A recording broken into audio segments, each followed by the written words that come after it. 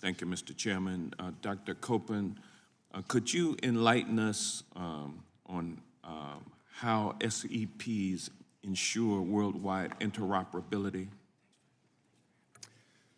Thank you so much, Ranking Member Johnson. The technical committees working on international standards bring together science and engineering experts to consider the broad dimensions of a standard, for example, in advanced communications. The organizations participating in those standards processes provide data, provide insight to the rest of the committee with respect to the technical operations, and ultimately intellectual properties that underpin those features that are important to interoperability on a global basis, as you had indicated in your comments as well, enable the inventor, the rights holder, to participate in the standard setting process, and then also through providing access to those intellectual properties on fair, reasonable, and non-discriminatory terms, enables the actual practice then of an interoperable standard. Thank you. How do international standards setting organizations go about designating SEPs? And why is that process important?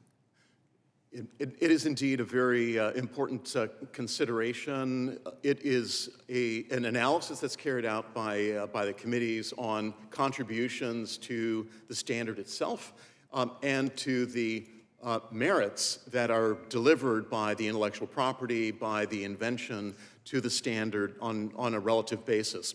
And so there is a technical evaluation that's done of essentiality by the technical committee itself. Thank you. Mr. Cohen, in your written testimony, you told us that you believe that the WTO remains a viable option for airing our concerns and bringing multilateral attention to areas where China has departed from international practice. What SEP disputes do you expect to see at the WTO over the next 5 years?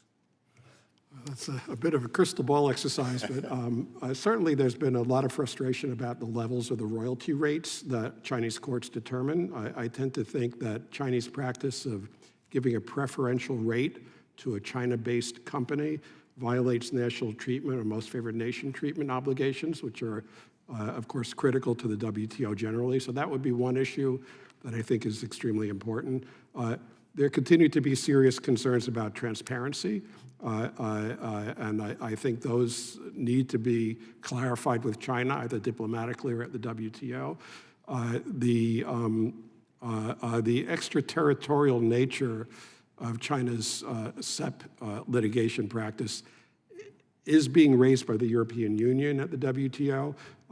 The global rate setting is another level which deprives countries of their own sovereign courts to adjudicate their own sovereign patents. And I think that raises another level of concern about SEP litigation and kind of an over-national focus by China to extend its reach globally.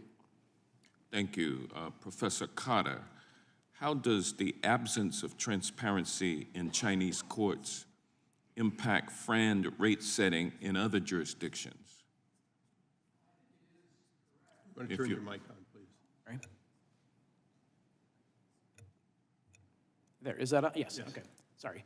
I think Mr. Cohn is correct that it is more difficult to find the Chinese cases than it is to find cases in other major jurisdictions, such as certainly the US, but also the UK and to a great extent the European countries as well. So I think it would be very helpful if those cases were more readily available, and if they were available in some format where they could be translated either officially or at least at some high level so that others can actually understand what they say. I don't speak or read Chinese, so I am always reliant on translations or reports of these cases, and so I think it would be advantageous if the cases were more readily available to the community generally. Thank you. Mr. Chairman, I'll yield back my 3 seconds. Thank you very much. With that, we'll go to